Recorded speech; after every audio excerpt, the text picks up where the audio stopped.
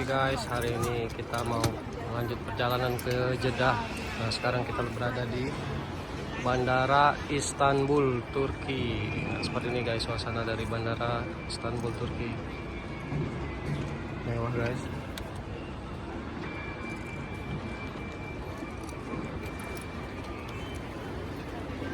Oke. Ini rombongan lagi persiapan. Mama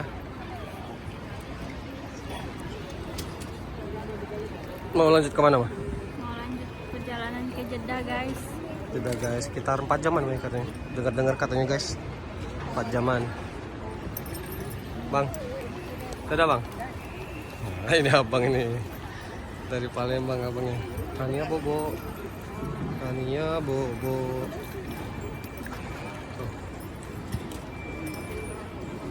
Oke guys, kita mau meninggalkan Turki. Semoga kalau ada rezekinya kita bisa kesini lagi, amin. Bye, bye Turki. Mengajukan idanya, namun yang diambil adalah idanya Abu Jahal. Yang diambil idanya Abu Jahal untuk membunuh baginda Rasulullah Sallallahu Alaihi Wasallam dengan mengumpulkan dari kelompok pekabar Quraisy, siapa yang paling jago di antara kelompok tersebut diambil satu persatu.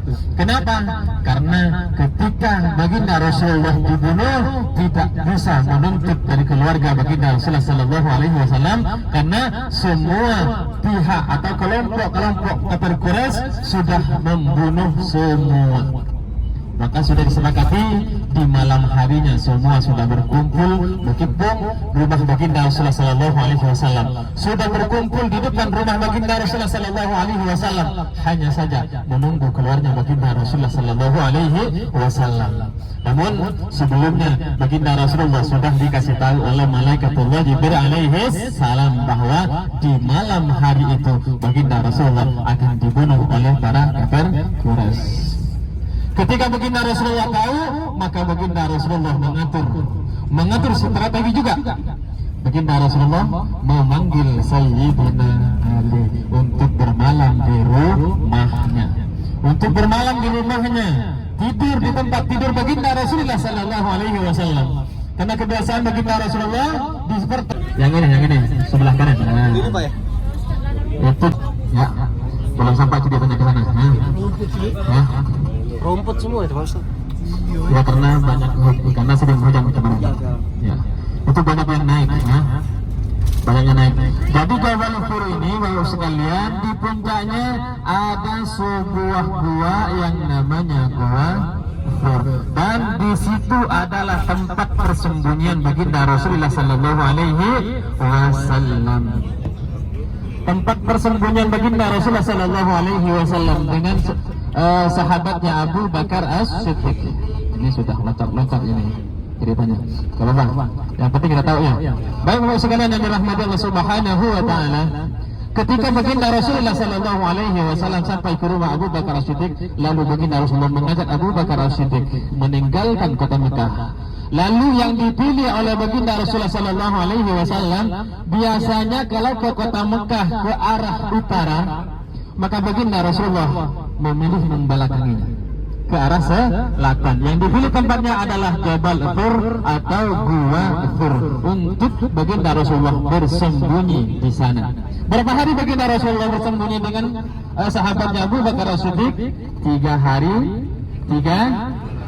hari 3 malam bersama para Quraisy mencari baginda Rasulullah Sallallahu Alaihi Wasallam, ingin mendapatkan unta 100 ekor. Maka semua pelacak-pelacak di kota Mekah ini mencari baginda Rasulullah Sallallahu Alaihi Wasallam. Bahkan ada yang sampai ke puncak Jabal Nur, bahkan ada yang sampai di depan mulut guanya. Nah, ketika itu Abu Bakar As-Siddiq yang sangat ketakutan sekali, gemeteran, khawatir dengan keberadaan baginda Rasulullah. Bukan khawatir kepada dirinya, akan tetapi khawatir dengan keberadaan baginda Rasulullah Sallallahu Alaihi Wasallam. Kenapa? Karena yang dicari, yang ingin dibunuh Abu Bakar As-Siddiq. Karena yang dikhawatirkan adalah baginda Rasulullah Sallallahu Alaihi Wasallam. mulut gua tersebut bersarang laba-laba yang sangat tebal sekali. Sudah tahu semuanya? Ya, sudah tahu? Hah? Biasanya ini nggak perlu dilanjutkan kalau sudah tahu. Ya, ya. Lanjut. Ya sama-sama tidur lah. Ya, kan ada yang tidur sebagian. Saya juga mau tidur. Ya. Jadi di mulut gua itu ada sarang laba-laba yang sangat tebal sekali, sehingga para kafir Quraisy menyangka kalau Muhammad ada di dalam gua ini pasti sarang laba-laba ini rusak.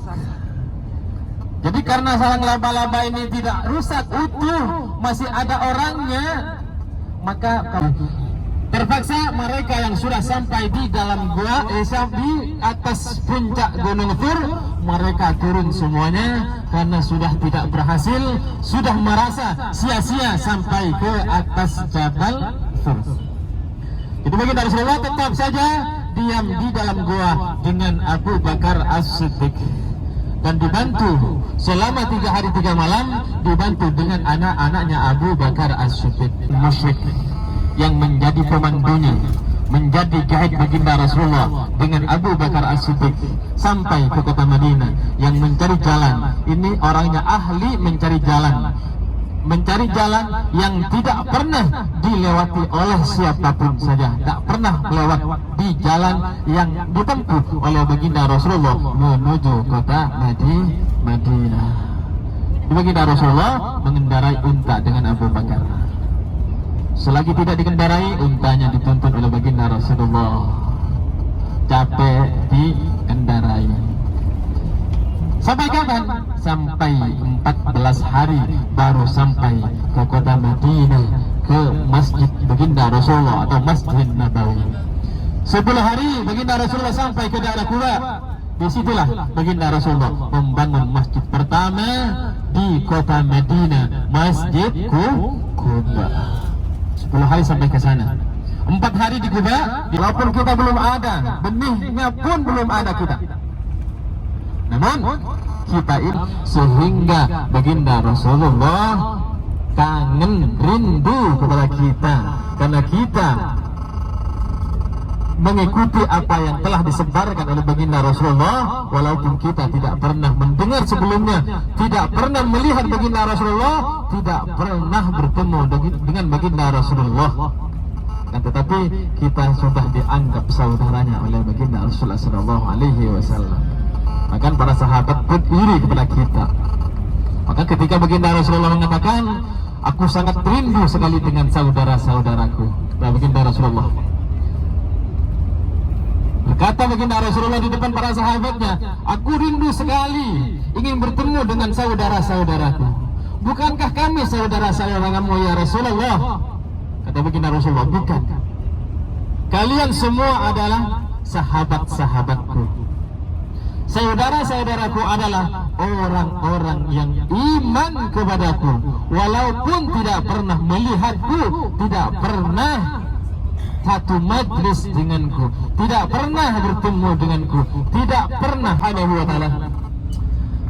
Jadi ketika sampai baginda Rasulullah SAW di Arafah, tanah Arafah ini bukan tanah suci, ya. Tanah Arafah ini bukan tanah suci, melainkan tanah halal. Jadi ada batas-batasnya. Sampai mana batas tanah suci? Itu di luar padang Arafat yang ada tanda kuningnya itu masih tanah haram. Di dalamnya tanah halal. Jemaah haji, kita sering dengar bahwa padang Arafat ini tempat berwukufnya para jemaah haji. Bahkan baginda Rasulullah SAW mengatakan al-hajju Arafah. Haji itu di padang Arafat, kata baginda Rasulullah. Artinya padang Arafat ini merupakan salah satu dari rangkaian ibadah, salah satu rukun badal dimanfaatkan oleh saya, oleh orang-orang yang seperti saya, bukan saya. Ingat ini untuk ini, kalau ada Arafat ini, itulah dimanfaatkan seperti itu. Tapi kalau bapak sekalian mau badal haji, kasih kepada orang yang sangat dipercayai, yang ingin dikerjakan sendiri. berwukuf. Apa arti wukuf? Wukuf itu artinya diam diri. Kapan waktunya?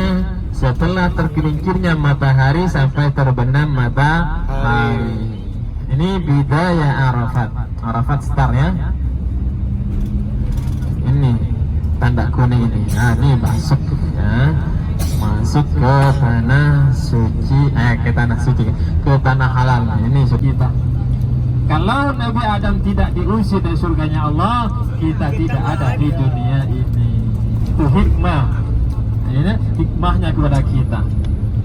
Dan kalau kita pikir melihat Nabi Adam alaihi salam dengan satu kesalahan saja sudah diusir oleh syajarata fatakuna minal zalimin. Wahai Adam, kali sekitar tahun 90-an pernah kejadian, banyak meninggal, banyak para jemaah meninggal, khususnya para jemaah haji Indonesia. Lebih dari 1000 jemaah Indonesia yang meninggal di terowongan Mina sebelah kanan sana.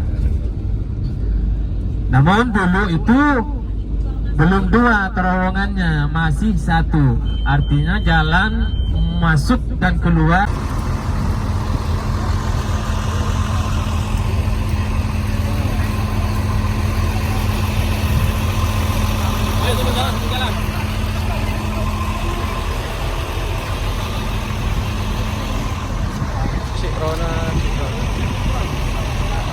Halo Bang.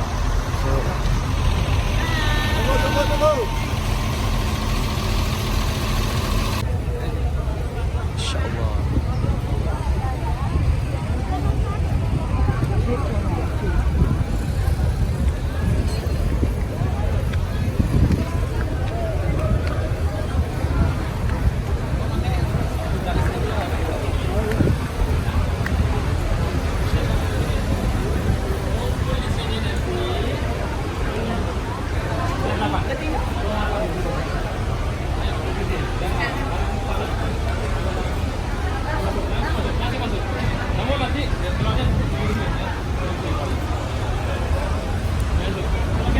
Yang laki-laki di mana Pak Ustadz? Langsung Pak Ustadz, boleh? Langsung.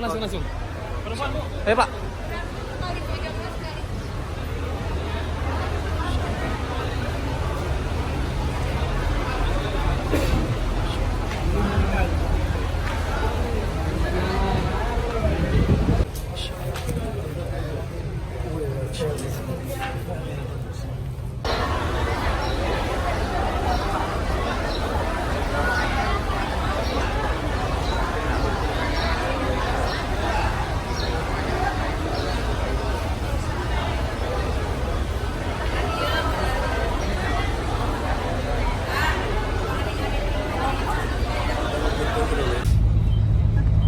Gua Hira ya, di mana itu adalah tempat baginda Rasulullah SAW menerima wahyu pertama kali. Jadi Bapak sekalian bisa ngambil fotonya di dalam bis ya, karena bis akan pelan jalannya. Bisa Bapak sekalian yang ada di pinggir kanan ini bisa langsung ngambil gambarnya.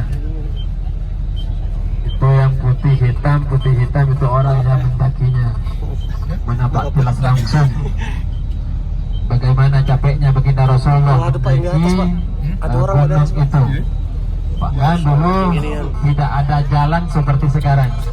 Kalau sekarang itu ada yang naik.